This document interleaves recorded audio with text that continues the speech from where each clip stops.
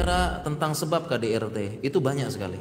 Sebabnya ada karena kekecewaan dengan pasangan. Sebabnya lagi ketidakcocokan dengan pasangan.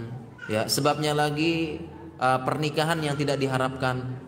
Dan sebab yang lain ada lagi, banyak beberapa sebab. Tapi ada satu sebab yang paling sering menyebabkan KDRT, yaitu perselingkuhan. Dari macam-macam itu, cekcok ini, cekcok ini, cekcok ini. Salah satu yang menyebabkan KDRT paling banyak adalah perselingkuhan. Mengapa? Kalau orang sudah selingkuh, pertama dia sering bohong. Pasti bohong, nggak mungkin nggak. Bohongnya banyak banget. Kemudian selanjutnya setelah itu, maka dia banding-bandingkan. Dia banding-bandingkan antara selingkuhannya dengan istri yang sah misalnya. Yang selingkuhannya itu dihiasi oleh setan dengan hias-hiasan. Dia baik, dia bagus, dia cantik. Ya, makanya dalam hadis disebutkan, ya, jika perempuan keluar rumah, an-nisa'u auratun idza kharajat istasyrafaha syaiton, kan gitu ya hadisnya. Perempuan itu kalau keluar, perempuan itu aurat. Maksudnya adalah hampir semua tubuhnya aurat kecuali wajah dan telapak tangan.